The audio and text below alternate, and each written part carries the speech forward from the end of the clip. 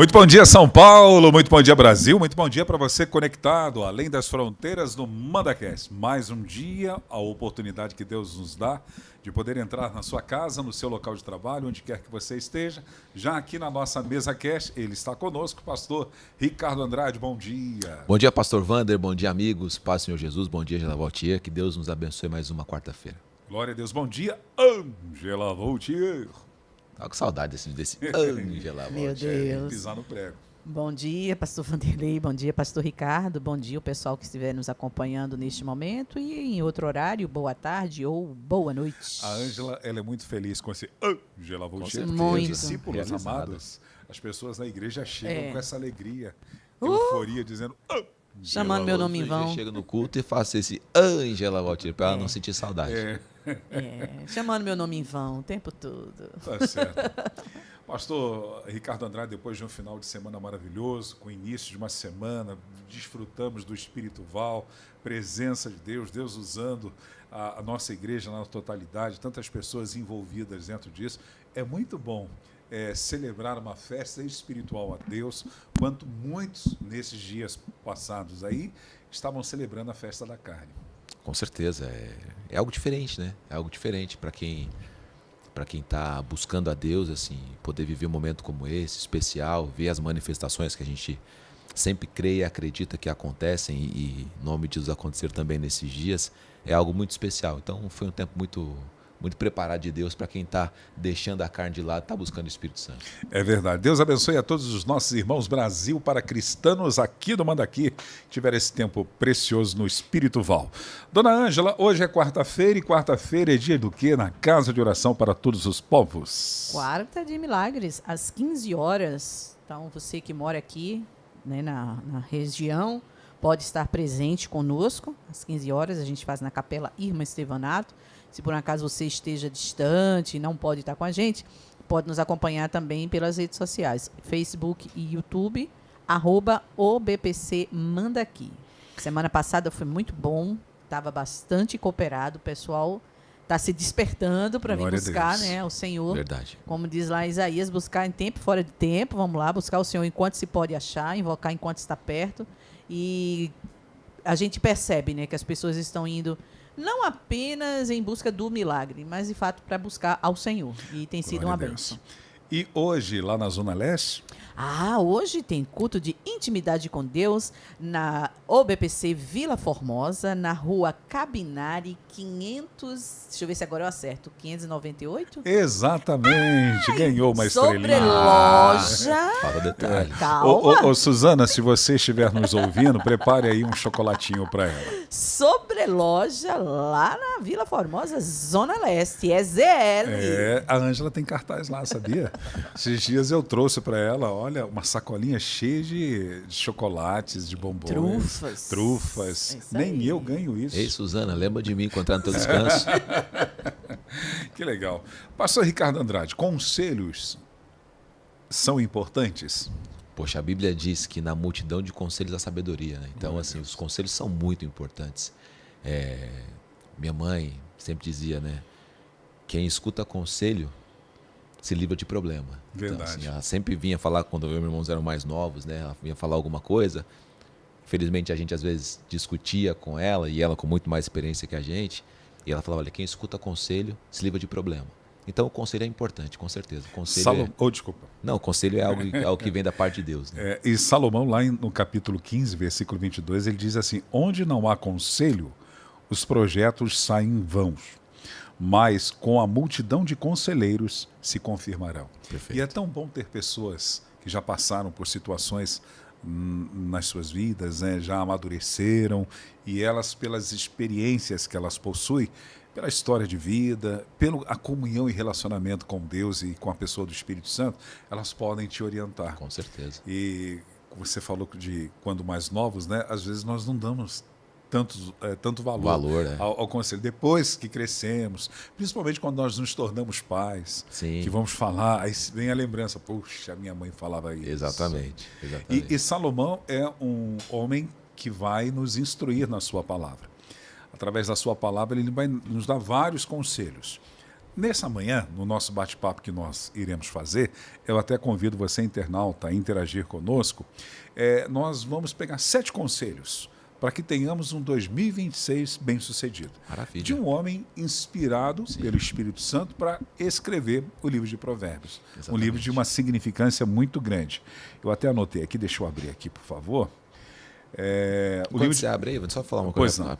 Tem a ver com o tema, porque a gente assim também tem que dar atenção e ouvir o conselho de pessoas que já viveram aquela situação. Sim, né? sim. Às vezes a gente vai ouvir uma pessoa, assim, infelizmente, num estágio de vida ou num momento de vida muito pior do que o nosso, mas que já passou por aquela situação.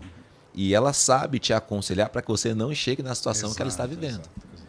E às vezes nós vamos ouvir conselhos de pessoas que passaram por aquela situação, venceram aquela situação e estão te dando conselhos para você também vencer. Então a gente tem que estar atento nesse campo, tanto para quem, não vou ver esse cara porque esse cara é um fracassado. Poxa, esse cara sabe o caminho que levou ele para isso. Verdade. E se ele estiver dando um bom conselho, você vai se livrar daquilo. Pô, esse cara é bem sucedido, então eu vou ouvir esse cara. Então esse cara pode te conduzir muito mais fácil a esse caminho. Eu tive um professor na faculdade que ele sempre falava, minha função é te dar o caminho das pedras, não andar por elas. Então, assim, o conselho é exatamente isso. Te fala, olha, tem isso que vai acontecer por esse caminho que você está indo. E aí, se você entender, acatar ou achar que é de valor, você pode andar por aquilo. Mas eu achei importante a gente ressaltar isso, porque às vezes só vou ouvir conselho de gente que é assim, não. Poxa, às vezes o conselho vem de onde você não espera e é um conselho importante para você. E nada como andar sobre as pedras, né? Por pessoas que já passaram por elas, né? Exatamente. Que pode nos evitar tantas coisas, às vezes até mesmo uma precipitação numa decisão, quando as pessoas falam, não vá por esse caminho. Sim. Eu sei onde ele vai dar. Exatamente. E assim, por 2 situações eu acho de grande valia os conselhos. Tanto das pessoas que atravessaram e venceram e foram bem-sucedidas, ou por aqueles que, de repente, não foram bem-sucedidas, mas sabem a dor que pagaram por causa daquele erro, daquela situação ou daquela decisão que ela tomou. Com certeza. Então, puxa, não vai por esse caminho porque eu já fui por ele, quebrei a cara. Exatamente. Eu tive perdas na minha vida, aconteceu isso, aconteceu aquilo. Não faça isso porque eu sei onde vai dar. Exatamente. Né? E tem aquele que vai dizer, não, eu passei, eu superei, eu fiz isso, fiz aquilo. Então, os nossos ouvidos, até porque temos 2 ouvidos, precisam estarem atentos àquilo que a pessoa nos instrui. Acho que desligar, não. Acredito que cai também no campo, Wander, primeiro de você ter um coração aberto para ser aconselhado. Né? Porque a maioria das vezes é alguém que quer o seu bem, dizendo, cara, não vai por esse caminho, eu já passei por ele terminou assim, você está seguindo o mesmo caminho. A pessoa quer o seu bem, mas se o seu coração estiver fechado, e tanta pessoa também que venceu, olha, vai por aqui que você vai vencer, não, quero sou eu, outro vai no próprio caminho, você não vai. Então, acho que uma coisa importante é ter um coração aberto. Segunda coisa importante é ter conselheiros. Né? Ter gente com quem você possa se aproximar para ouvir. Tem gente que você tenha esse respeito, essa abertura para ela poder te falar algo que vai ter realmente um valor na sua vida.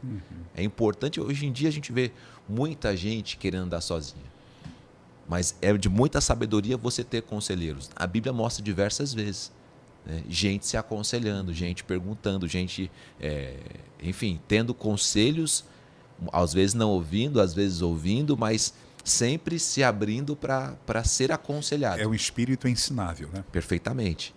Ser aconselhado. Então é muito importante a gente também parar em algumas situações e olhar e pensar, antes de eu tomar a decisão, será que não tem ninguém que eu possa conversar? É uma passagem que a gente pregou outro dia, né, sobre Acabe e... Não é Jeú, era Acabe e... Josafá. Tem mais alguém que a gente possa ouvir da parte do Senhor? Tem algum profeta aí? Tem alguém que eu possa ser aconselhado da parte de Deus? Tinha o Micaías. Mas que você que está nos ouvindo nessa manhã, ou em qualquer outro horário, também tenha pessoas de Deus que possam te aconselhar. Porque a terceira coisa importante é essa. Receber conselhos de Deus pode mudar a sua vida. É verdade. Receber conselhos de ímpios pode destruir a sua vida.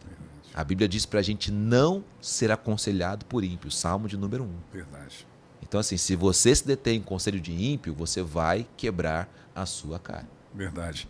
E o livro de Provérbios está cheio de bons conselhos para as nossas vidas, principalmente para vivermos o novo do Senhor. Esses conselhos são muito praticados e ensinam muito sobre como agir na vida cotidiana de maneira a honrar a Deus e descobrir sempre a vontade dele no nosso dia a dia. O primeiro conselho que eu destaquei são 7, o primeiro deles é confie em Deus. Provérbios capítulo 3, versículos 5 e 6 diz assim: confie no Senhor de todo o coração e não se apoie na sua própria inteligência. Lembre-se de Deus em tudo o que fizer e Ele mostrará o caminho certo. Quer ter o caminho certo? Exatamente. Confie em Deus.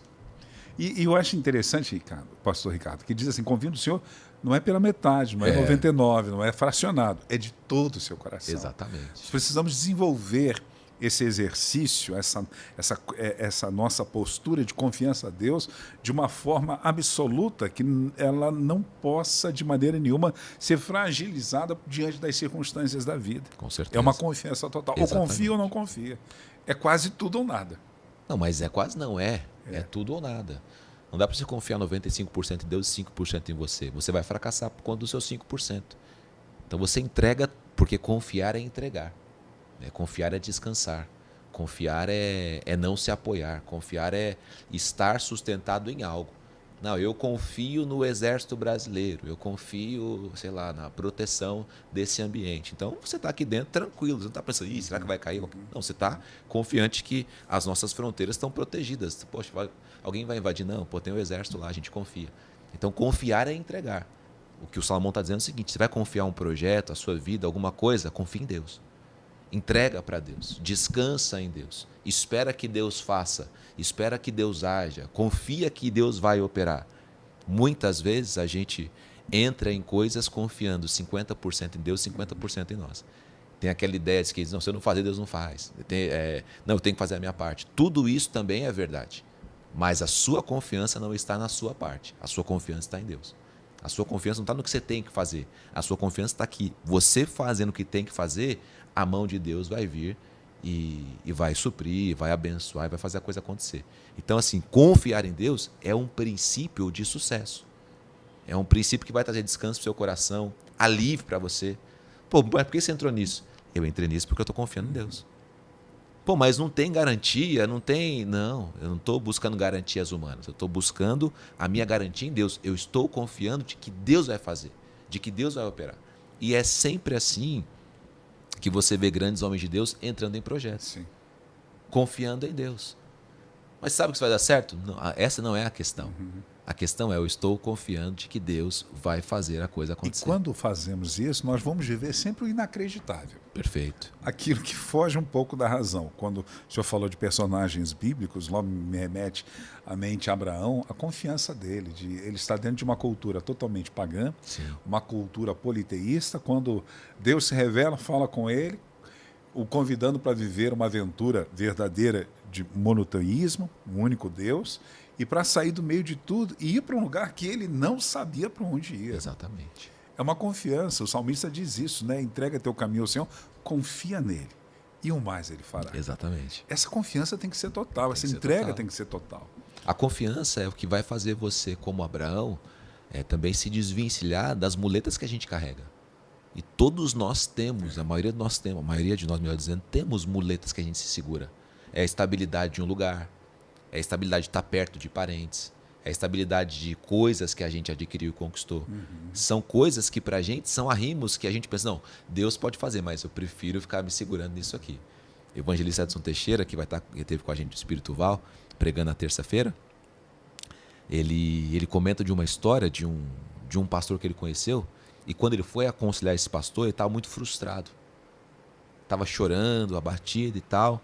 Era de um outro estado, ele pediu que o Edson fosse para lá, o Edson fez essa viagem, foi para lá, chegou lá e falou assim, chorando, Edson, eu fui chamado para ser evangelista. Deus me levantou para ser evangelista, para eu cruzar essa nação, para eu cruzar esse planeta pregando o evangelho, anunciando e tudo mais. Mas eu tinha um salário como pastor. E eu me apeguei mais ao salário que eu tinha do que aquilo que Deus poderia fazer. E hoje eu estou triste, hoje eu estou frustrado, hoje eu estou depressivo, eu quero entregar o ministério e etc. Por quê? Porque ao invés de confiar em Deus, ele confiou no salário. Ele confiou naquilo que a igreja dava para ele como sustento. por mais que nós tenhamos sustento, tenhamos, né, todo um amparo, poxa, tem gente que está numa cidade, na mesma cidade que nasceu, então tem toda a família perto, amigos perto, mas a nossa confiança ela é em Deus. Se Deus me tirar daqui, como tirou Abraão lá de Ur dos Caldeus, e mandou para uma terra que ele não sabia onde era, isso é você demonstrar confiança em Deus. É Deus poder movimentar a sua vida porque você não está segurando em nada. A sua confiança de estar de pé é Deus. Por quê? Porque não tem muleta, não tem amarra, não tem nada. Vai te tirar da zona de conforto. Né? Vai sempre mexer, vai sempre querer te encontrar solto, não segurando em nada. Quando você é encontrado assim, por mais que você tenha estabilidade, poxa, eu estou nessa empresa aqui há 30 anos, eu estou nessa igreja aqui há 15 anos, eu estou, sei lá, nesse relacionamento aqui há tantos anos, mas ela é a sua muleta? Não. Eu estou confiando em Deus para manter isso de pé, isso de pé, isso de pé. E se Deus quiser te movimentar, por você confiar em Deus, Ele pode fazer isso. Glória a Deus. Ele pode fazer isso. E você vai ser bem-sucedido por onde ele for. Porque quando eu gosto de pregar Gênesis 12 para falar exatamente sobre isso. Deus não abençoa lugares, Deus abençoa pessoas. Boa. E onde essa pessoa abençoada vai, a bênção de Deus acompanha ela. O Abraão era abençoado em Ur dos Caldeus, não era? Era abençoado, família próspera, tudo dele era próspero, ele era riquíssimo. Ele sai de Ur dos Caldeus e vai para outro lugar, ele também é abençoado. E em lugares que provavelmente, talvez, nós podemos até olhar e enxergar que seria uma circunstância delicada, mas a bênção de Deus está sobre a pessoa. É o caso de José. Sim. José, em fases da vida dele, a confiança dele em Deus o fazia com que ele prosperasse em tudo. Tem um best-seller sobre José, que eu queria citar aqui. O sonho improvável. Meu Deus do céu. Mas José é uma das provas bíblicas mais poderosas disso. Onde ele chegava, Deus cuidava dele, ele era abençoado.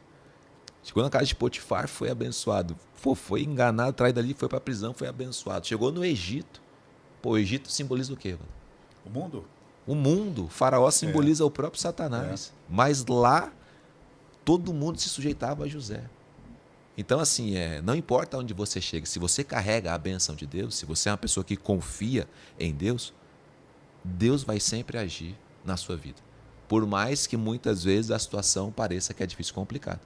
Pô, mas como é que José era abençoado se ele foi vendido pelos irmãos? Ficou no poço lá um tempão, depois foi vendido na Malequite, se não me engano. Como é que ele era abençoado se, poxa, ele vai na casa de Potifar, começa a se estabelecer e vem o outro revés na vida dele? Então, assim, não é sobre a circunstância.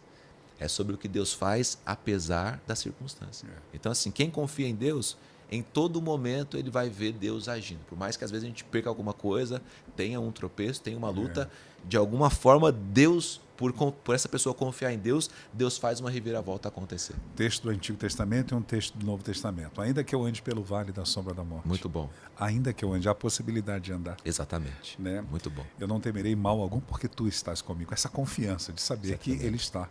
Né? E o texto de Jesus, João 16, 33, vai dizer, no mundo tereis aflições, mas tem de bom ânimo. Exatamente. Confia. Exatamente. Eu venci, então tem que ser. Exatamente. Não é fácil confiar quando tudo diz não. Não é fácil confiar quando você sai de um consultório médico e você tem um diagnóstico que o médico está falando de uma enfermidade, uma doença, ou sobre os nossos filhos. Não é fácil confiar quando atravessamos uma crise conjugal. Não é fácil confiar quando estamos desempregados. Verdade. Não é fácil, mas a gente tem que desenvolver isso. É uma perseverança diária que nós precisamos desenvolver para ter êxito. Ou confiamos ou não confiamos. Exatamente. E quando deixamos de confiar, geralmente a nossa confiança é contrária, na incredulidade, que para mim é um tipo de fé também. Eu acho que não vai dar certo. Sim. Eu acho que não vai se cumprir. É um tipo de fé, mas é uma fé negativa, uma Exatamente. fé destrutiva, que o medo impõe, porque eu acredito que o maior adversário da confiança é o medo. Com certeza. Com certeza. Que te faz intimidar. Quando Davi vai enfrentar Golias, ele é confiante, mas olha só o que a falta de confiança fez com Israel. Todos eles estavam temerosos. É verdade. O próprio rei, que era o cara que era para dar um couro em Golias, ele estava lá escondido, com medo, e todo o exército. Davi não, saiu da zona de conforto. Era uma batalha que, pela lógica, Davi não venceria, pela lógica. Né? Mas é o que o salmista diz, uns confiam em carro, outros em cavalos, mas nós fazemos menção do nome do Exatamente. Senhor. É essa confiança. Você está com a palavra da afirmação, da promessa, dizendo continuamente essa Exatamente. palavra. Então, conselho para 2026, para que tenhamos, não só por 2026, por toda Pra a nossa vida, vida, né? Confie em Deus, confie no Senhor de todo o seu coração. Não se apoie na sua própria inteligência. Todas as áreas da nossa vida são construções que a gente faz. Familiar, financeira, trabalho, ministério, vida, enfim, tudo são construções que a gente faz. Quando eu tiro a confiança em Deus, elas começam a desmoronar. Jesus disse o seguinte: eu sou o quê? Eu sou a pedra angular, eu sou a pedra de esquina. Nas construções antigas, era a pedra que sustentava as construções.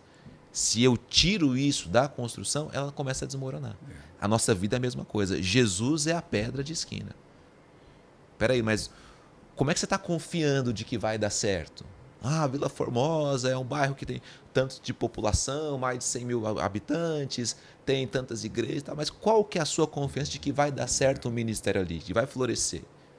Não pode ser a sua oratória, não pode ser a sua capacidade, não pode ser seu alcance, não pode ser o quanto você é midiático. A nossa confiança é em Deus.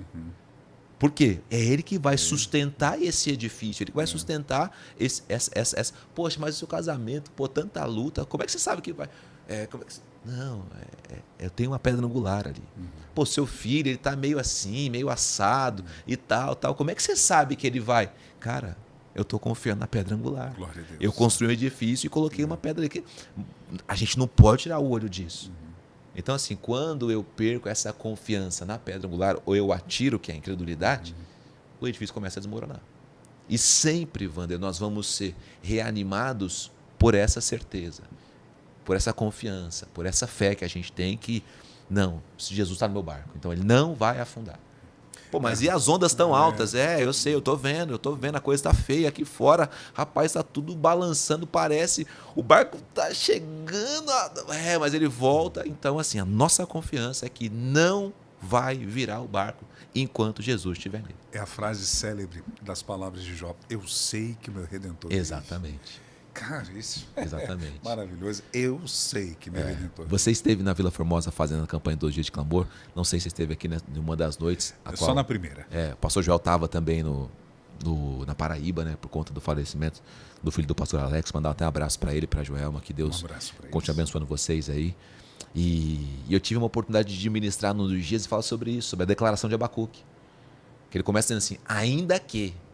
São circunstâncias.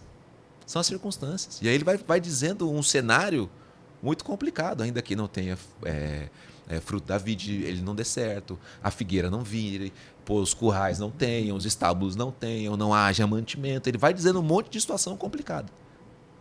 Aí depois ele fala, não, peraí, mas tem um Deus. Tem alguém que vai entrar, tem alguém que vai agir, tem alguém que vai fazer.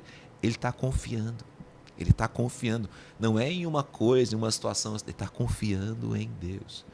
E por isso ele está marcado na história e talvez seja isso que Deus também tem para a gente. Confiança estrita, restrita, única em Deus. Deus vai fazer. Essa é a nossa frase sempre. Nessa manhã o Espírito de Deus está falando com você, meu Amém. irmão internauta, minha irmã internauta, para que você creia, acredite, confie em Deus. Ainda que tudo possa dizer que não, confie em Deus. Glória a Deus. Aquele que prometeu é fiel para completar, Amém. para cumprir. Então confie em Deus. Acredite nisso. Ângela, você conhece algum louvor com a palavra confie em Deus? Confie? É essa frase ou que fale em confiança? Confie em Deus. Confia em Deus. Confia em Deus que a tua luta passará. Isso, Vitorino Silva. Dá para você compor agora. Não é compor. Eu tô tentando lembrar, porque faz muito tempo. Confia em Deus que a negra nuvem passará. Oh, não duvides, mas confia em Deus. É essa? É, isso mesmo, confie em Deus. Segundo o conselho para vivermos uma vida bem-sucedida, baseado na orientação de Salomão, cheio do Espírito Santo, ele diz que devemos evitar a arrogância. Provérbios capítulo 11, versículo 2 diz assim, o orgulhoso será logo humilhado, mas com os humildes está a sabedoria.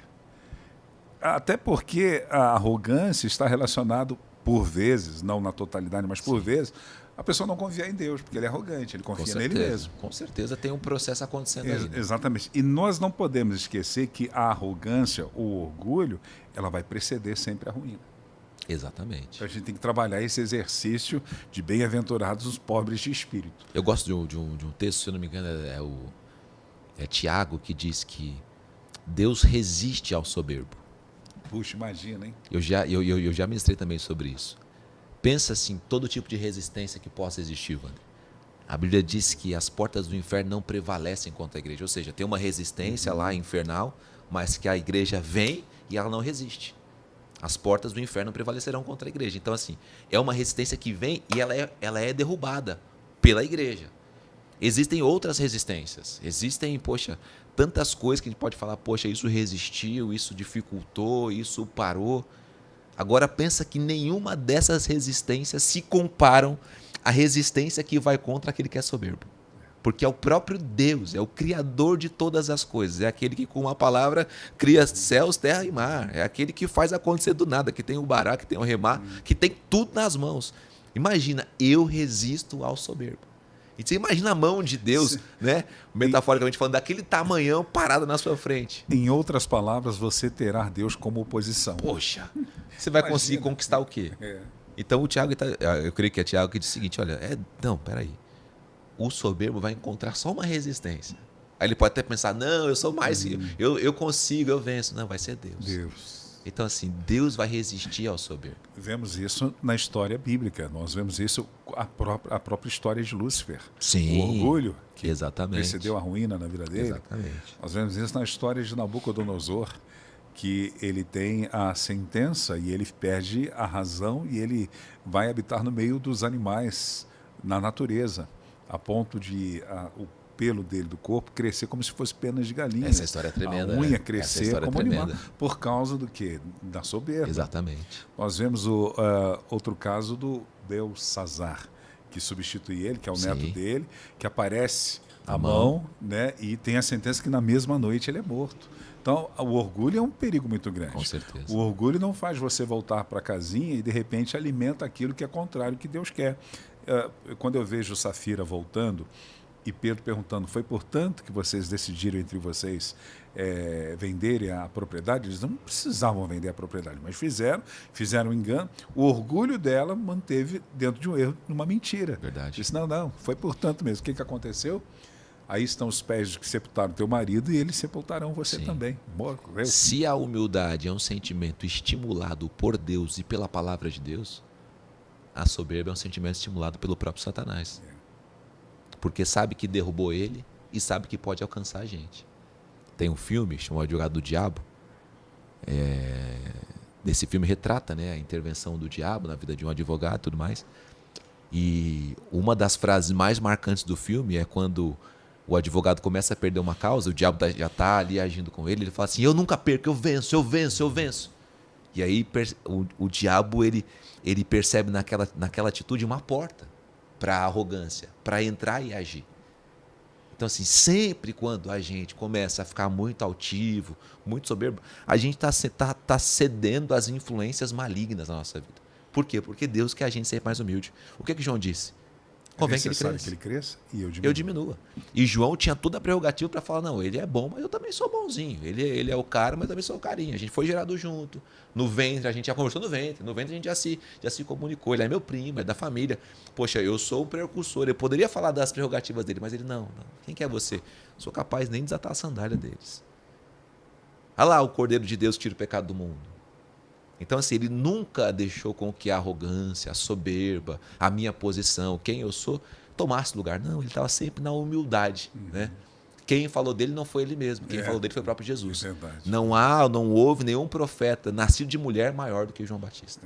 Poxa, tem Elias, tem Jeremias, tem Isaías. Você tem um monte de profeta gigante aí que fez coisas tremendas. Tem, o Eliseu. Não. Nenhum que nasceu de mulher é maior do que João Batista. Então, assim, quando você se põe nessa posição de humildade, para rebater o nosso próprio ego, o nosso próprio eu, não ceder a Satanás, quando você põe nessa posição, aí você começa a ser honrado por Deus.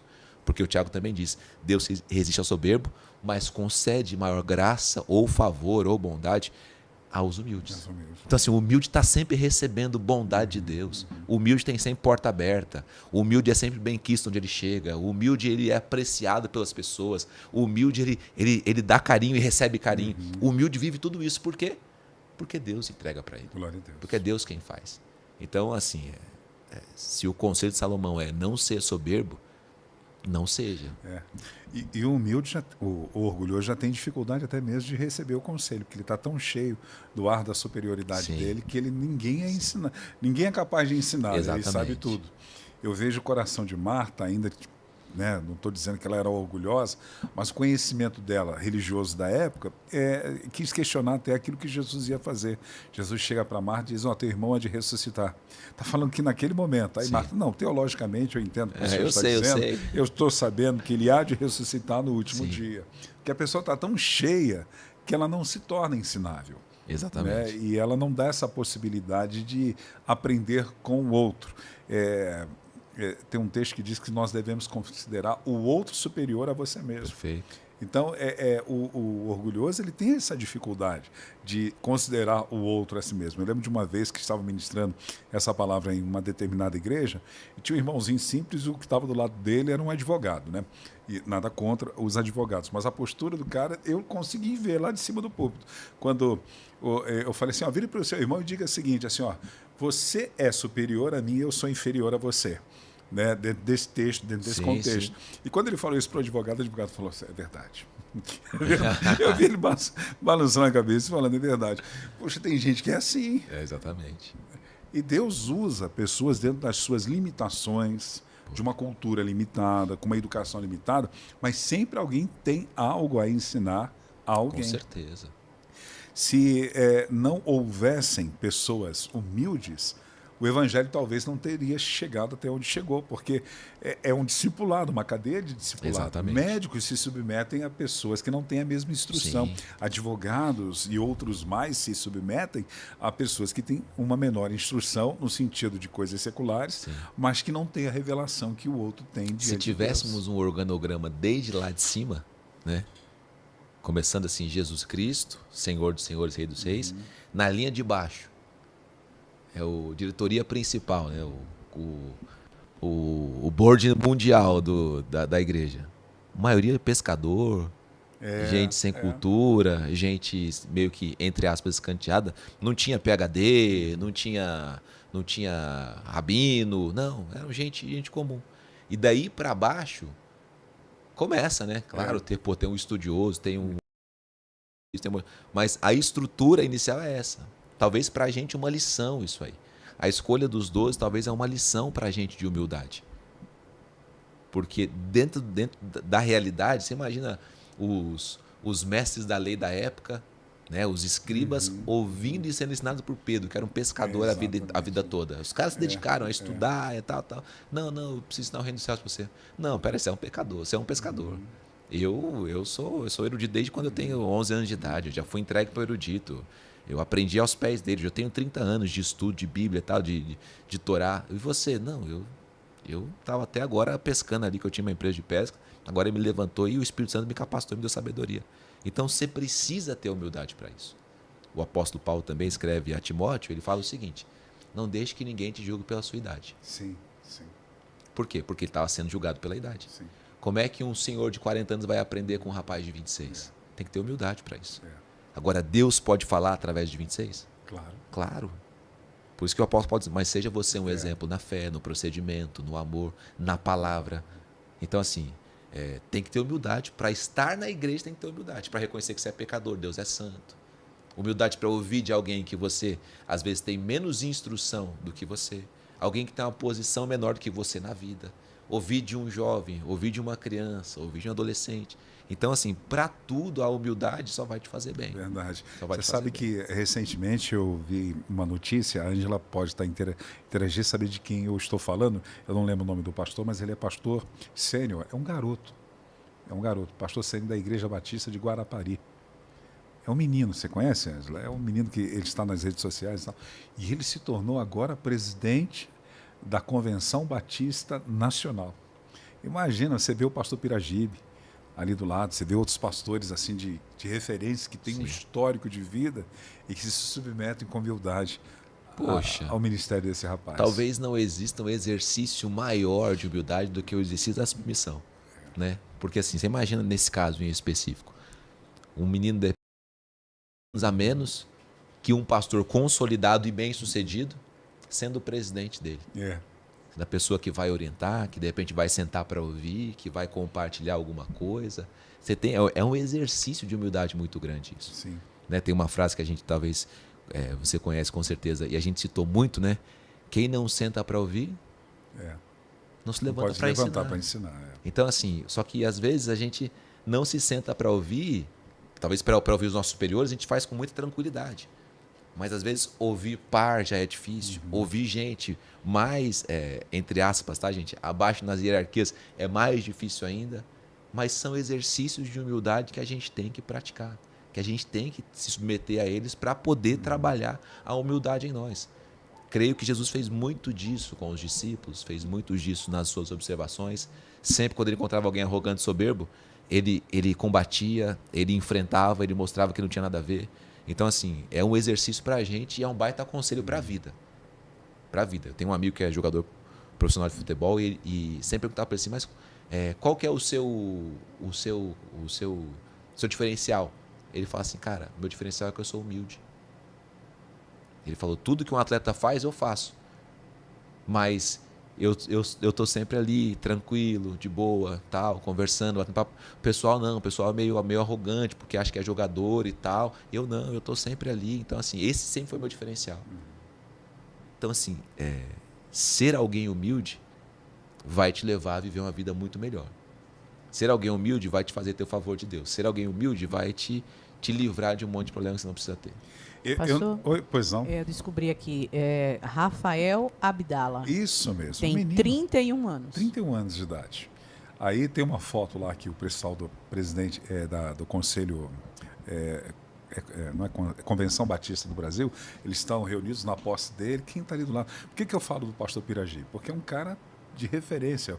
Ele foi durante muitos anos pastor sênior da primeira igreja batista, da PIB de Curitiba. Sim. Uma igreja gigantesca, histórica, uma igreja marcante. Ele mesmo, pastor Piragibe, foi presidente da Convenção Batista por muitos anos e não sei se foram várias gestões, mas eu sei que é um cara que sempre esteve presente e ali do lado apoiando esse pastor Rafael, que é um menino. Sim. 31 anos de idade.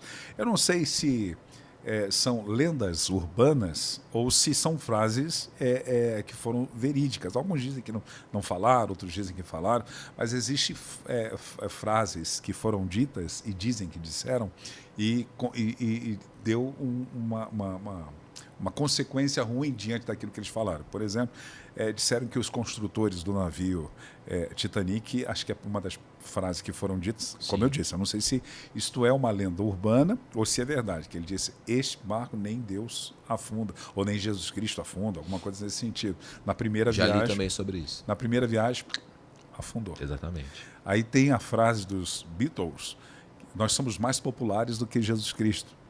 E daqui a pouco, cadê os Beatles? Exatamente. Lennon é assassinado e acontece tudo que acontece. Eu lembro, isso eu sei que não é uma lenda urbana, isso aqui eu sei que aconteceu com um determinado jogador de futebol, não vou citar o nome dele, ele veio de fora, tinha sido campeão lá fora e ele veio para o Flamengo e alguém fazendo uma alusão que havia uma disputa entre ele e o Pelé e perguntaram para ele assim, e aí, você vai ser o rei do futebol agora? Ele falou, rei existe muitos, eu agora sou Deus. Não fez nada naquele ano no time que ele... Então, as frases ditas vai denunciar o que está no teu coração. Exatamente. Pastor Ricardo Andrade, obrigado, viu, Ângela? Terceiro conselho de Salomão, Provérbios capítulo 11, versículo 25. Seja generoso.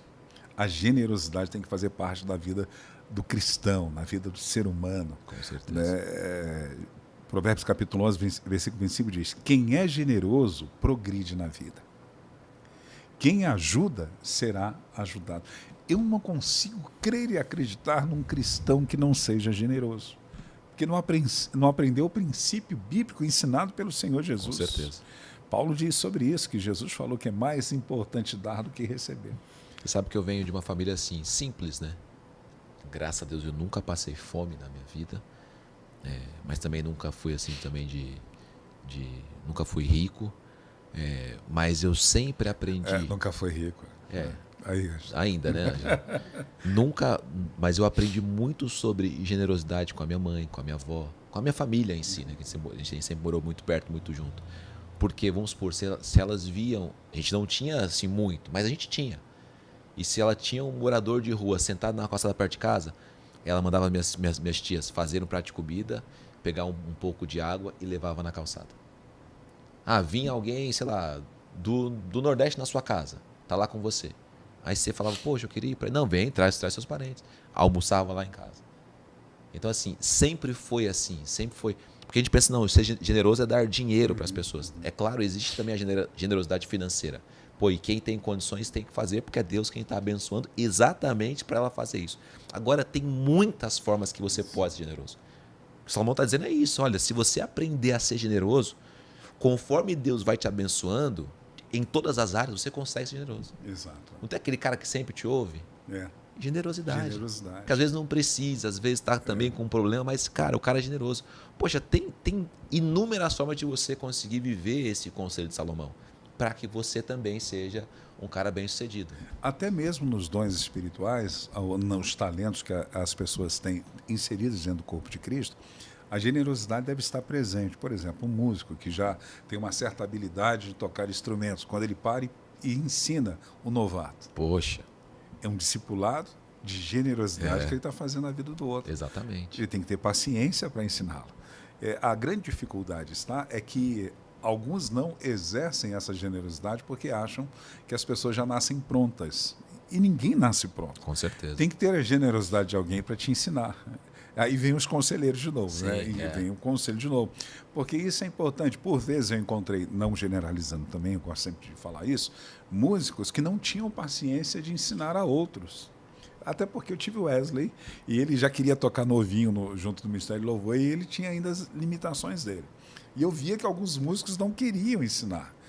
Eu sei para mim, eu aprendi para mim, é meu estilo, minha performance. E eu tive que trabalhar muito na vida dos músicos para que eles ensinassem a outros. Assim como tem o discipulado da palavra, eu entendo que os discipulados de talentos têm que também ser exercício. Com certeza. E isso é uma generosidade. Claro que é.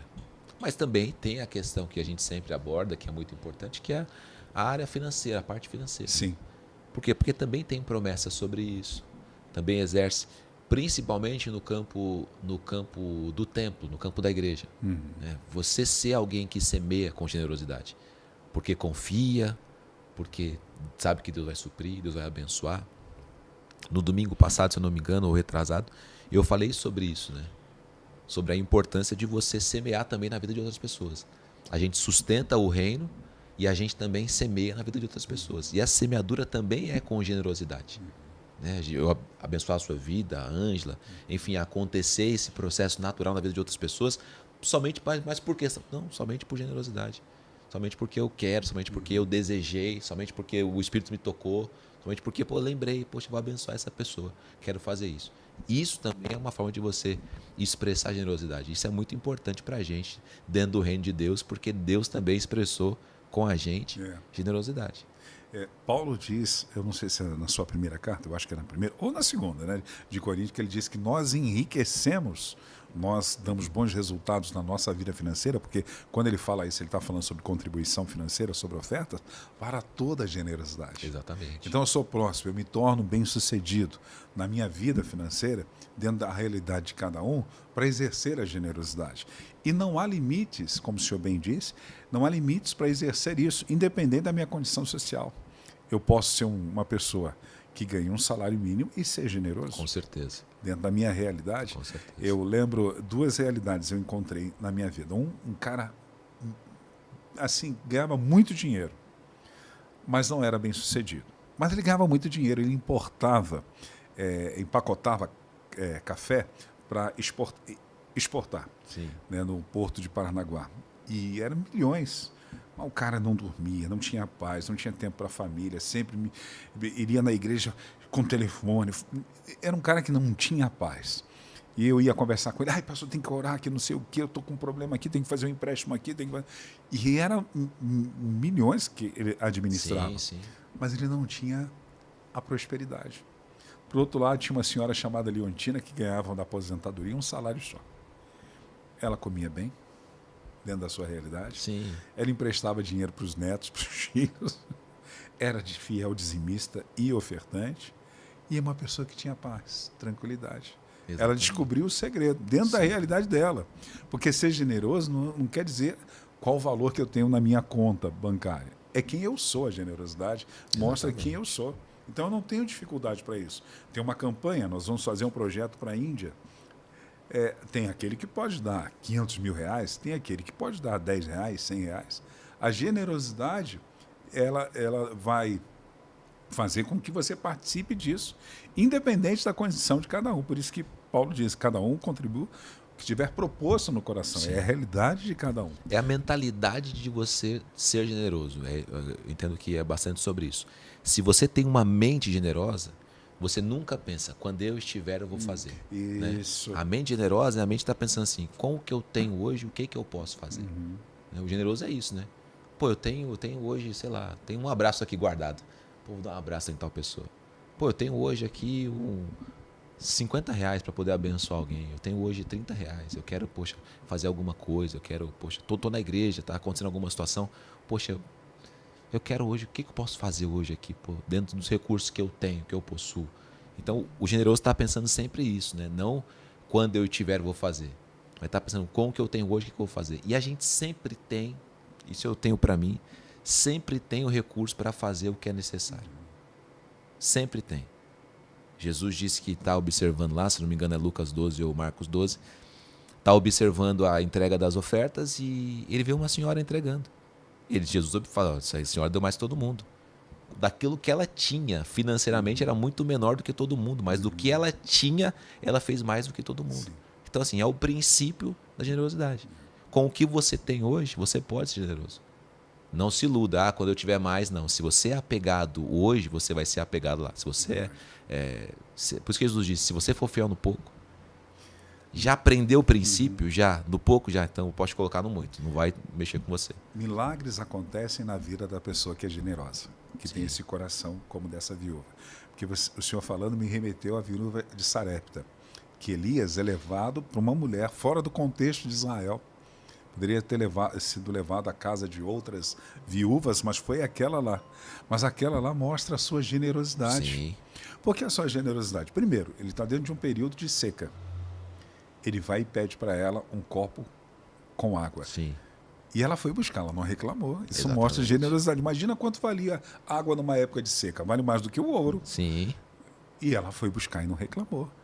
Ela é cônscia da sua realidade, sabe o que está acontecendo. Aí ele chama ela de novo e fala assim, faz um pedacinho de bolo. Ela fala da sua realidade. Olha, eu só tenho um pouquinho de farinha, eu ia fazer um pão aqui para eu e meu filho comer, e depois a perspectiva de vida dela era morrer. Depois nós iremos morrer.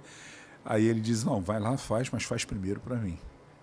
E ela, como uma mulher generosa, ela faz exatamente aquilo que o profeta falou. Verdade. Confiança. Está tudo inserido. Com certeza, é uma confiança, humildade, pena orgulhosa. Né? Porque o oposto da generosidade é a avareza. E a avareza diz respeito a ser apegado. Exatamente. A pessoa não consegue... não, para mim, para o meu filho, cara mal educado esse, não tem nenhuma educação. Vendo, tá tendo seca em todo lugar. Já falei para ele que eu vou morrer, meu filho vai morrer, seca. E ela não.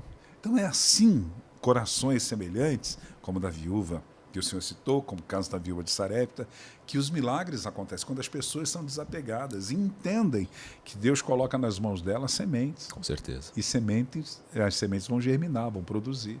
Você pega uma laranja, por exemplo. Quando você corta ao meio, ela tem várias sementes, uma laranja. Sim. Aí você pega uma semente daquela, você planta, adubou, vai crescer uma laranjeira.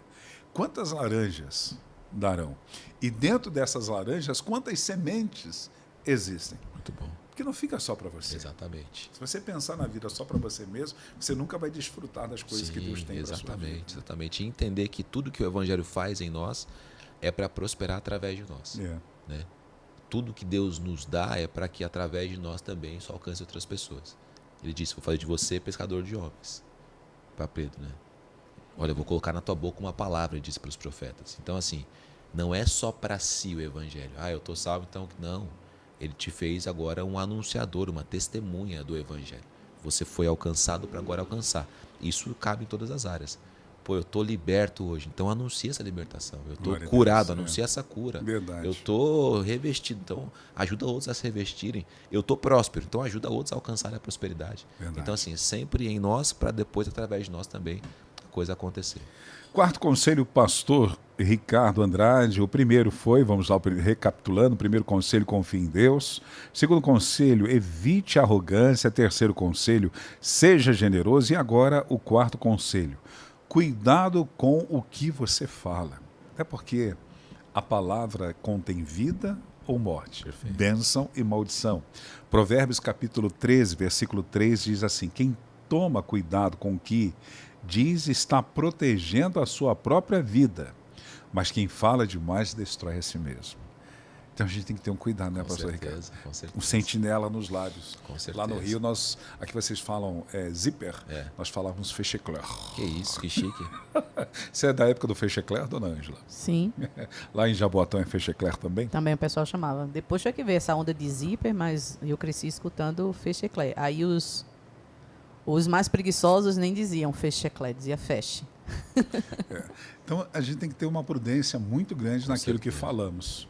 Eu costumo dizer assim, apenas de uma forma simbólica, que a última afirmação ela vai cancelar a penúltima.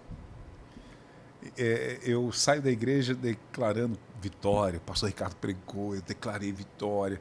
Aí, de repente, me deparo com uma situação contrária, que pode ser contraditória daquilo que eu recebi, e, por vezes, por falta de vigilância, eu acabo desfazendo tudo aquilo que fiz por causa de palavras. Exatamente. Pessoas estão feridas por causa daquilo que falamos, né?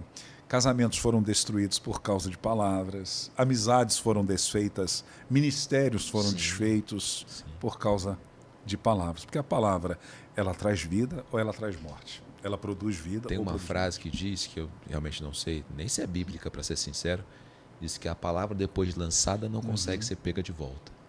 Então, assim, a gente tem que tomar muito cuidado realmente com aquilo que a gente fala. Porque depois que você pronunciou, depois que saiu, já não tem mais jeito. Não tem mais jeito. Ela pode, como você muito bem disse, gerar uma marca, pode gerar, enfim, alguma coisa no campo ruim, mas ela vai estar sempre ali. Quantas coisas que já foram destruídas por causa de uma palavra só, né? Uma palavra só. Destruiu toda uma história, né? Destruiu todo um empreendimento por causa de uma palavra. Então, assim, tem que realmente tomar muito cuidado. A gente sabe o poder da palavra, né? A gente que trabalha com a palavra de Deus, sabemos o poder da palavra lançada, da palavra declarada, o poder da palavra internalizada. Eu estava vendo uma pesquisa outro dia, obrigado Espírito Santo, era um cientista, ele pegou 3 plantas e colocou em ambientes diferentes, e para uma ele chegava lá e falava assim, como você é cheirosa, como você é bonita, você vai crescer forte, tal. Aí no outro dia foi para outro, falou, nossa, como você é feia, o seu cheiro é horrível, você vai ser uma planta horrível, tal. E para uma outra ele falava palavras assim, meia bom e mal, você é tal. E aí eu não lembro exatamente o período, mas acho que foram 90 dias que ele fez esse experimento. Aquela que ele estava dando o mesmo cuidado de água e de luz para todas. Aquela que estava declarando essas coisas, floresceu. A que ele estava declarando essas palavras ruins, ela ficou meio murcha, meio caída, e a outra ficou mais ou menos. E ele fez essa comparação com o ser humano, com aquilo que você declara. Poxa, eu sei, eu já vi isso com os meus olhos. Como diziam os antigos, com esses olhos que a terra há de comer. A Ângela fala isso. A gente falava isso lá em Jaboatão. Se você pegar uma criança, que é uma folha em branco, entre aspas, né? E declarar sobre ela, maldição, você não vai ser nada, sua praga, sua peste, seu maldito, quando você entrou na minha vida, você acabou com tudo e tal. Ela vai ser isso, cara. Ela vai lutar a vida inteira para não ser isso. Ela vai ter trauma. Poxa, você conversa com uma pessoa hoje em dia, Wanda, que não consegue se acertar. Quando você começa a pesquisar, você percebe, teve um pai que amaldiçoou, teve uma mãe que amaldiçoou, teve alguém que aconteceu alguma coisa. Então, assim, pelo contrário, se você pega aquele filho que, poxa, não, você é a bênção, você vai essa criança já nasce com uma outra estrutura, com outro pensamento, por mais que ela enfrente, de repente, no meio do caminho, e gente que amaldiçoa, fala mal, mas ela tem uma estrutura já montada. Então, o poder da palavra é um poder tremendo. E a gente tem que saber muito bem como usar. Também porque Jesus disse de onde vêm as palavras. Né? Toda a palavra vem do coração. Então, assim, tem que saber o que está no seu coração para saber o que você vai dizer. E as palavras podem nos paralisar, né? Davi tinha tudo para ser paralisado. Poxa, exatamente. O irmão dele não fala palavras agradáveis a ele, chama de presunçoso. Sim, coração arrogante. Saul, entre linhas, está dizendo que ele não tem capacidade, que ele é um menino para enfrentar Golias. Exatamente. O próprio Golias vai desprezá-lo pela aparência, por ser só um menino. Então as palavras podem produzir, e é importante termos o capacete da salvação e os ouvidos ungidos para não permitir que essas palavras também venham. Sim. Tem que ter um cuidado muito grande. Ainda bem que nós vemos em Davi um cara resolvido com ele mesmo e com Deus. Exatamente. E ele parte para cima. Mas quantos são paralisados? Quantos, como o senhor está falando, quantos filhos não são quem deveriam ser por causa de palavras que ouviram? E geralmente essas palavras que vêm dentro do contexto familiar vêm no momento de pressão. Sim. Pressão de uma discussão, no momento. E às vezes a pessoa nem quer falar o que falou. Mas depois que foi... eu, quando era garoto, tinha um folhetozinho, eu acho que eu já falei isso para o senhor. Tinha um folheto que era a época de... Nós evangelizávamos com folhetos nas praças, na época de finados íamos para os cemitérios evangelizar e assim sucessivamente. E tinha um folheto que dizia que, se não me engano, há 4 coisas que não voltam atrás. A pedra lançada da mão, quando ela está caindo, não tem como voltar atrás. A água depois que passou, no riacho. Sim. O minuto depois de passar e a palavra depois de dita. Perfeito. Né? E a palavra depois de dita, você se compromete. E você pode ficar escravo dela. Sim. Dependendo do que você fala, aquilo pode trazer um estrago. Tiago, que o senhor citou muito bem, Tiago diz que a língua é um fogo. Todos os animais são domados, mas a língua é um problema. Exatamente. Incendeia toda uma floresta. Exatamente. E eu entendo que a palavra, e quando ela vai para o lado da murmuração, de maledicência, é um perigo muito grande, porque ela vai causar danos que podem se tornar irreparáveis. Danos que podem marcar para o resto da vida de uma pessoa, de uma família, de um ministério. Igrejas Sim, já tiveram rompimentos por causa de palavras. Exatamente. É um cuidado que a gente, às vezes, nem se atenta tanto, né? Nem se atenta tanto, mas eu acho que se a gente colocar os nossos olhos nesses conselhos de Salomão e começarmos a praticarmos mais isso, muito problema vai ser resolvido. Sim. Só por você não falar, né? Chegou até aqui, mas você engoliu de volta. Você vai evitar um monte de problema. E coisas que às vezes, mano, olha como são as coisas, né? Às vezes a gente tem vontade de elogiar alguém, que é uma palavra de bênção, uma palavra de elogio. A gente não faz porque pensar, esse cara vai ficar se achando. Eu não quero dar a minha mão à palmatória de reconhecer. Né? Olha como é um mal também, né? A gente abordou muito a questão da palavra destruir, mas, poxa, a palavra também constrói. Né? A palavra constrói, a palavra é vida. Né? A palavra é vida. Então, assim, poxa, como é bom poder chegar e falar, cara, que bom que você fez ontem, cara. Que coisa, poxa, que coisa bacana. Pô, glória a Deus pela sua vida, por aquilo que você fez. Poxa, Deus te usa. Poxa, que Deus te abençoe. Pô, deixa Deus te usar. Você faz visita, eu também faço visita. E talvez um dos maiores prazeres que a gente tem quando a gente está com alguém enfrentando uma enfermidade ou alguma situação é poder declarar sobre ela uma palavra de vida. Sim. Olha, irmã, você está nessa situação, mas eu sei que Deus vai fazer. Deus vai operar. Então, assim, pra gente, poxa, quem está nos assistindo aqui nessa rede mundial que não gosta de ouvir uma palavra de reconhecimento, uma palavra de bênção, uma palavra de vida sobre a sua vida, isso é bom demais. Um elogio é bom. Isso é bom demais. Diga pro gordinho que ele está emagrecendo para ver como ele fica. Só da pessoa lembrar o que você é, hoje em dia as pessoas já se emocionam. Pô, você é um homem de Deus, mas se alguém fala, poxa, você é um homem de Deus. Você já sabe disso, mas é importante às vezes, porque a palavra é isso, a palavra ela deve ser usada para isso, para você reafirmar o que as pessoas são em Deus. Não é o que Pedro diz lá? Vocês são sacerdócio real, nação santa, povo exclusivo de Deus. Antes não eram povo, mas agora vocês são. Então, assim, ele está reafirmando coisas que a gente já sabe, que a gente já é. Mas, poxa, como é bom ouvir isso de vez em quando. Poxa, eu tô me achando Zé Ninguém, não. Você não. Você não é pouca coisa, não. Eu tô me achando um nada aqui, não. Você é povo adquirido, é exclusivo de Deus. Poxa, eu estou me achando aqui tão humano. Não, você tem um selo na sua vida, que é o selo do Espírito Santo. Poxa, isso é importante, isso é bom, isso é necessário. Isso faz parte também. Glória a Deus. O quinto conselho, eu acredito que nós já temos até tocado nesse assunto, mas vamos retornar nele, que é Provérbios 13:13. E 13:13 não quer dizer nada, viu? 13. Quem despreza os bons ensinos acabará mal, mas quem os segue será recompensado. O quinto conselho para vivermos uma vida bem-sucedida é valorizar o ensino. Poxa. Precisamos, até porque dentro do corpo de Cristo isso é uma cadeia que vai para o resto da vida. Com certeza. Valorizar o ensino é fundamental. A pessoa que despreza os bons ensinos ou até mesmo conselhos vai acabar mal.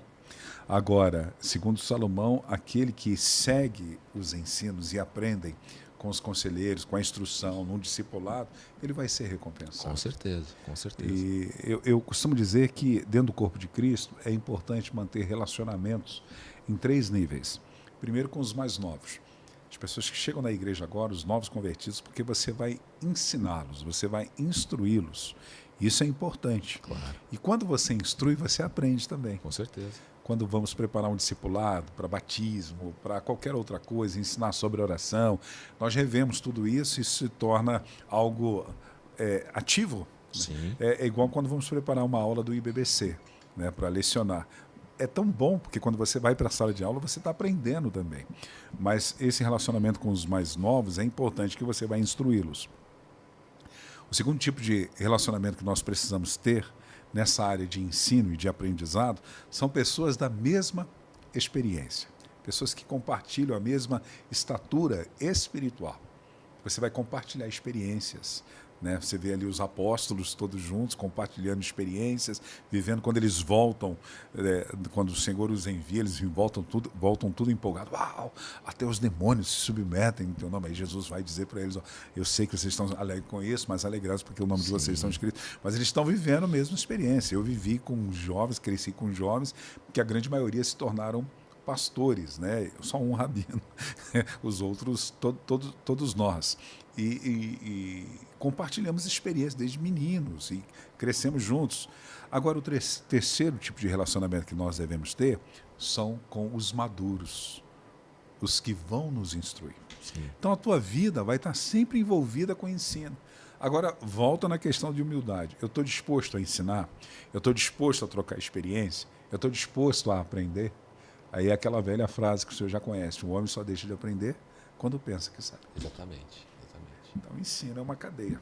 Muito importante. Paulo diz isso, eu vou deixar o senhor falar, Paulo disse isso para Timóteo, Paulo diz, ó, que você recebeu, Poxa. transmite a homens fiéis que transmitirão a outros. Exatamente. Você vê que o ciclo não para. Exatamente. Mas eu gosto também de pensar nesse... Estava até procurando texto, desculpa não estar te olhando aqui nesse momento, Tudo bem. porque eu estava procurando texto aqui, que é Efésios 4:11. Quando o Paulo também está instruindo a igreja de Éfeso sobre os dons, né? Ele diz, olha, Deus designou alguns para apóstolos, outros para evangelistas, outros para profetas, outros para pastores e mestres. E assim, essas designações, segundo o Paulo está dizendo aqui, é para preparar santos para a obra de Deus. Então assim, está todo mundo dentro do mesmo lugar. O profeta, o evangelista, o apóstolo, o mestre, o pastor, eles estão todos ali. O que a gente faz agora? Se ninguém quiser aprender. Não, o evangelista não quer aprender com o apóstolo, não, eu sou evangelista. O profeta, não, você é louco, eu recebo de Deus direto, mestre de mestre, não. O pastor não pode instruir. Então, assim, não, ele está dizendo, não, foi Deus quem levantou essas pessoas para ensinar a igreja como tem que ser. Então, assim, ao mesmo tempo que eu também sou pastor, mas eu também sou igreja. Então, eu também estou debaixo de ensino. E é uma cadeia que todo mundo tem que entender, que está todo mundo dentro dessa cadeia. Aprendendo, em algum momento ensinando, no outro momento aprendendo, no outro ensinando e assim sucessivamente. Para que todo mundo tenha a maturidade. Quando eu penso que eu sou 100%, não, já alcancei a estatura de varão perfeito. Você decidiu então não aprender mais. Você tirou a capacidade. A vida solo. Exatamente, você tirou de você a capacidade de poder aprender alguma coisa nova. Alguma coisa que você ainda não sabe, algum dom que você ainda não tem, algum despertamento que você não foi despertado ainda, uma visão sobre algo que você não viu. Não há nada que eu goste mais, Wander, assim, do que estar com você aqui conversando, estar com irmãos conversando e eles poderem compartilhar algo que eu não pensei. Hoje mesmo você citou sobre o Salmo 23. ainda que eu ande pelo vale da sombra da morte. E fez um simples comentário. Então é possível andar... Eu nunca tinha pensado nisso. Não desse jeito, não com essas palavras. É claro, já tinha pensado que ali está falando sobre você poder andar, mas nunca tinha refletido nessa frase. Então é possível que você viva isso. Isso para mim já foi um ensinamento. Já estou guardando isso no meu coração. Então, assim, quantas outras coisas, talvez mais profundas, mais que a gente não possa aprender com o outro. Exatamente. A gente não possa, sabe, absorver do outro. E sem você ter esse desejo ou ter essa atenção de aprender, você está ficando sempre para trás nessa fila. Qual fila que é? Essa fila de ser maduro. Essa fila de crescer. O maduro é exatamente isso. É o cara que sabe um monte de coisa. Peraí, deixa eu ouvir o que esse rapaz está dizendo aqui. Peraí, deixa eu prestar atenção aqui. Está conversando com a moça da limpeza. Ela tem alguma coisa para te ensinar, conversa com ela. Pô, tá no Uber. Não. Tá com o seu pedreiro em casa lá no escada. Não. Se você tiver esse entendimento, é claro, eu estou falando de coisas fora do seio da igreja, mas esse entendimento você vai estar sempre aprendendo alguma coisa com alguém. E você tem que ter esse desejo de querer aprender. Sim. Né? Porque valorize o ensino. E é um mandamento imperativo dentro do corpo de Cristo, né? Crescer na graça, crescer no conhecimento, esse desenvolvimento que nós precisamos ter. Isso é necessário, a pessoa tem que desejar crescer, ela tem que desejar aprender para que possa ela desenvolver isso. E sempre alguém tem algo a ensinar a alguém, por mais simples que seja. Com certeza. Sempre alguém vai ensinar. Por exemplo, quando você encontra, com todo respeito a ele, o Silvio da nossa igreja, ele tem uma história de vida que ensina-nos. Exatamente. Era o Silvio antes e o Silvio depois. Sim. Ele está sendo trabalhado, como eu estou sendo trabalhado também. Mas se eu olhar para o Silvio que eu conheci e olhar para o Silvio que conheço, eu vejo algo que aconteceu na vida dele. Com certeza. Então, a história de vida dele me ensina alguma coisa. Por exemplo, ele não teve recaída, não teve nada, tá ali firme. Ele tem uma personalidade que é trabalhada, como eu tenho a minha personalidade que é trabalhada, mas eu vejo algo na vida dele que me ensina. Eu gosto muito, assim, né, Wander?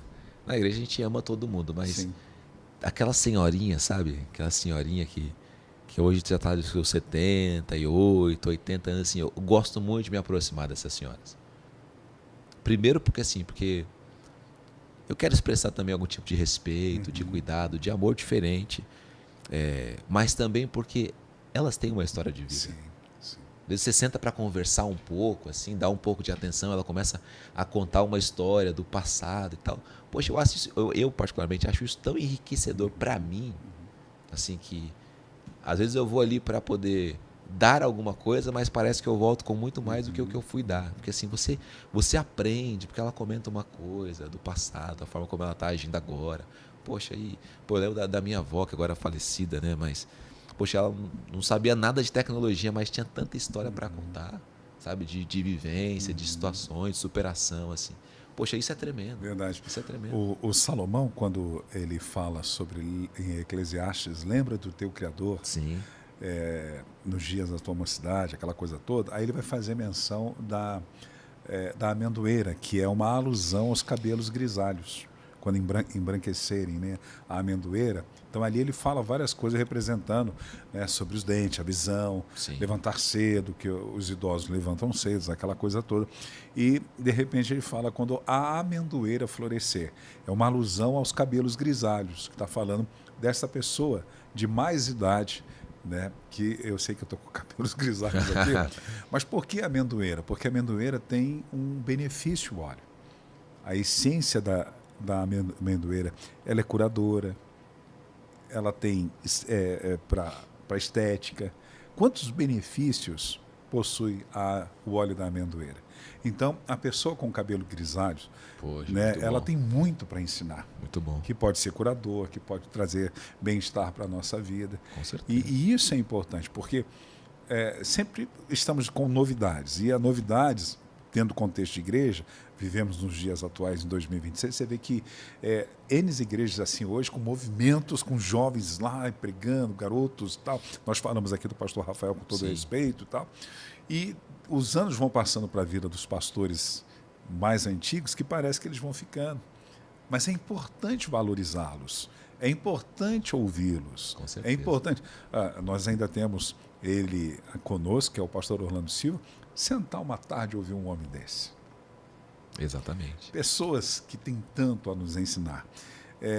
O próprio pastor Luiz Fernandes Bergamin, quantas histórias eles têm para... Sim. O pastor Joel é novo ainda, né? É. Mas quantas coisas ele nos ensina, pastoreando, instruindo. Nós temos às quartas-feiras o nosso discipulado do café com o pastor, nós que trabalhamos de uma forma integral, e sentamos com ele na mesa. Quantas coisas nós ouvimos e aprendemos? Não, isso é algo a ser valorizado, né? Poder aprender, poder sentar é algo que a gente tem que valorizar muito. Então, é um baita de um conselho. Glória a Deus. O sexto conselho nesta manhã para a nossa vida, para que tenhamos uma vida bem sucedida, é avalie antes de agir. Provérbios capítulo 14, versículo 15. As pessoas simples acreditam em tudo. Nós vivemos uma geração de fake news. As pessoas simples acreditam em tudo, mas quem tem juízo está sempre prevenido. Então isso é muito importante também. Muito. Porque, isso diz respeito ao equilíbrio também.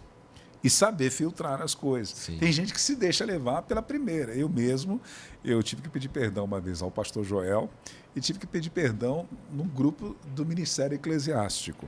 Porque a gente estava falando sobre apostasia, não sei se a Ângela estava na CTL, e eu tinha ouvido e visto uma reportagem sobre um pastor que fazia alusão na pregação de umas caveiras e o caixão. E até onde eu sabia, ele realmente tinha dito aquilo. E aquilo, não somente eu, mas como uma grande população evangélica, ficou revoltado. Pô, o cara pregando sobre isso, contando uma metáfora. Depois se entende que é uma metáfora, se é que se entendeu, porque tiraram os vídeos, tiraram tudo. Mas dava-se entender que era de fato uma experiência que ele tinha vivido. Sim. E naquela época de apostasia e tal, eu levantei a mão e falei, pastor, inclusive, aí Jesus, dei com a língua nos dentes e falei dessa situação. Aí depois veio a público, uma pessoa retratando, dizendo que não era bem assim, aquela coisa toda, mas eu tinha dito. O que aconteceu comigo? Eu não avaliei antes de agir. Eu peguei aquilo lá e fui lá e passei para outro. E isso é um perigo muito grande, porque por vezes tem a mentira de Satanás. Por vezes tem aquilo que não é verdadeiro. E a gente acaba se precipitando. A Bíblia fala bastante também sobre a precipitação, né? Dá vários conselhos. Um dos que eu gosto, que eu também creio que é de Salomão, que ele fala pra gente não andar com a pessoa iracunda ou com a pessoa de ira, porque ela pode te colocar em apuros. Né? Então, assim, você tem que ter muito cuidado com esse ímpeto, tanto o seu quanto de quem anda junto com você.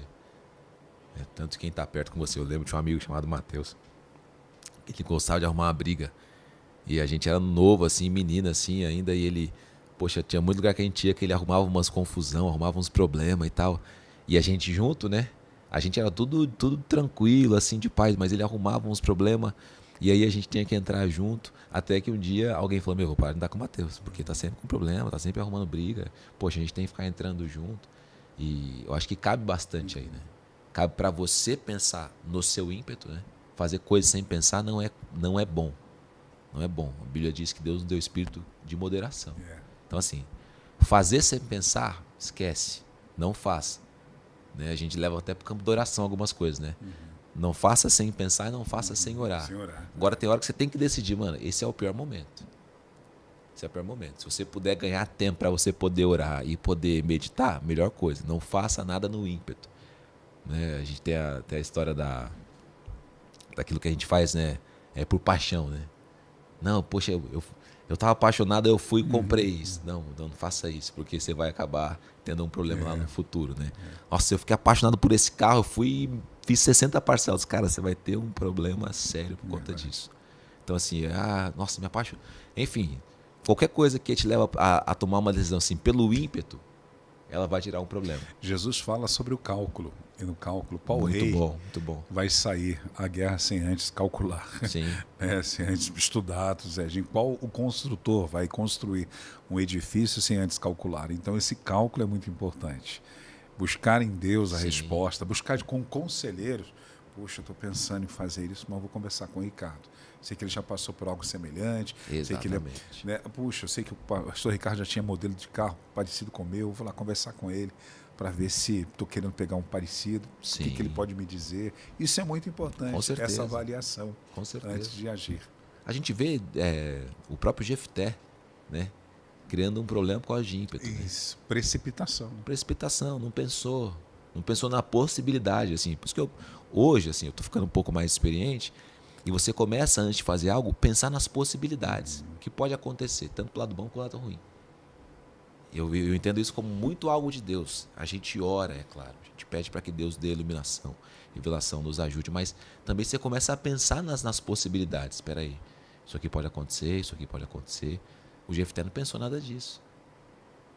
Deus chamou e falou, me honra, porque quem sai de lá, eu estudando depois, ele cita a saída do lugar onde era o curral.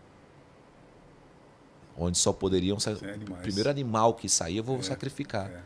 Não imaginava que fosse a filha. Mas a filha, única, naquele ímpeto de ver o pai voltando, então, assim, criou um baita de um problema para ele. E isso é uma lição em tudo na nossa vida. Para não nos metermos em confusões financeiras. Sim. Avaliar, pensar, exatamente, calcular, orar. botar na ponta do lado, orar. Um relacionamento. Quantos casamentos hoje estão com problemas porque a pessoa não avaliou antes, ela não pensou antes, ela não buscou identificar antes, e no fogo daquela paixão, aquela coisa, foi lá e fez. Sim. E o problema é que quando nós não avaliamos antes de agir, principalmente não pedimos direção a Deus, como vou chegar para Ele e dizer, Deus, o carro que o Senhor me deu. Olha essa situação. Olha a situação aqui. Foi decisão nossa. Com certeza, com certeza. E por último, pastor, porque já estamos chegando, está dentro disso que nós estamos falando, que é aprender a se controlar. Provérbios capítulo 16, versículo 32 vai dizer, vale mais ter paciência do que ser valente. É melhor saber se controlar do que conquistar cidades inteiras. O autocontrole é tudo. Diz respeito do 6 de avaliar antes de agir, mas o autocontrole é muito importante, porque por vezes nós nos iramos, por vezes nós falamos sobre a questão de palavras, falamos o que não deveríamos falar porque não temos o domínio próprio nem o controle. A Bíblia diz que o Espírito está sujeito ao profeta. Se o Espírito está sujeito ao profeta, que dirá o que você vai dizer ou fazer. Então, assim, tudo está debaixo da sua sujeição. É você quem decide tomar uma atitude, é você quem decide falar uma palavra, boa ou ruim, mal ou bem, você quem decide. E ainda hoje, nós temos Gálatas 5 que diz que você tem o fruto do Espírito, que é o domínio próprio. Então, assim, você tem o Espírito Santo na sua vida, ele te capacita para dar domínio próprio para você, exatamente para você não cair nessas armadilhas.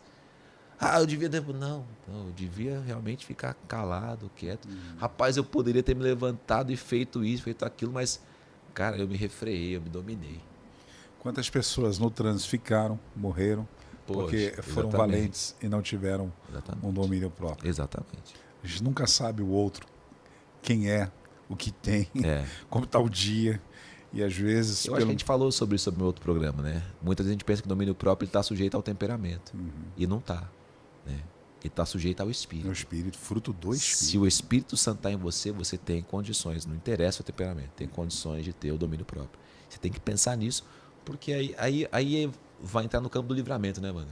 Vai entrar no campo do livramento, porque assim, tudo que você poderia fazer e desencadear uma discussão, uma briga, alguma coisa, e não fez, gerou em você um livramento.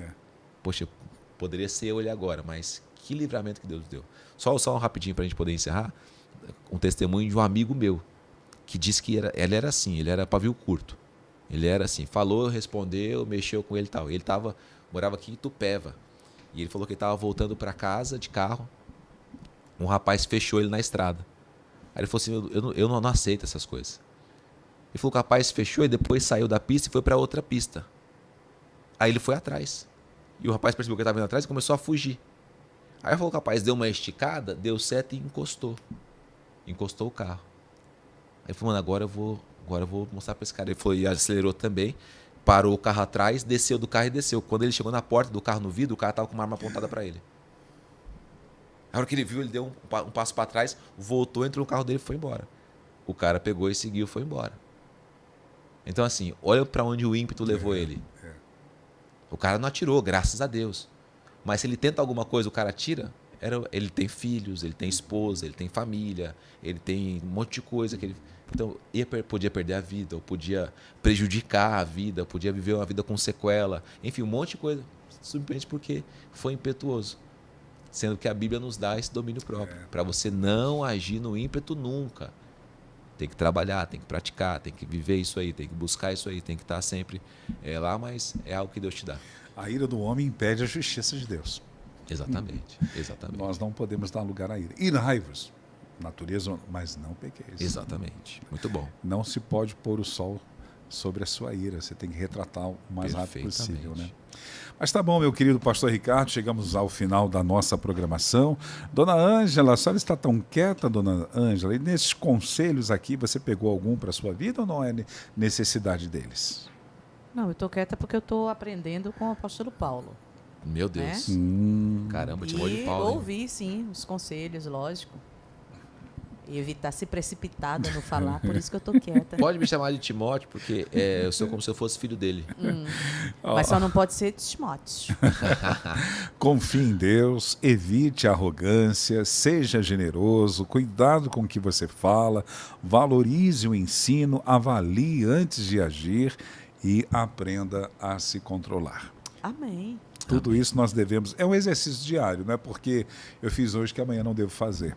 É um exercício de colocar esses conselhos de Salomão na nossa vida, até porque é através da inspiração do Espírito Santo que foi dado a ele para instruir as nossas vidas. Todo dia. Dona Ângela, então, novamente, hoje quarta-feira, daqui a pouquinho...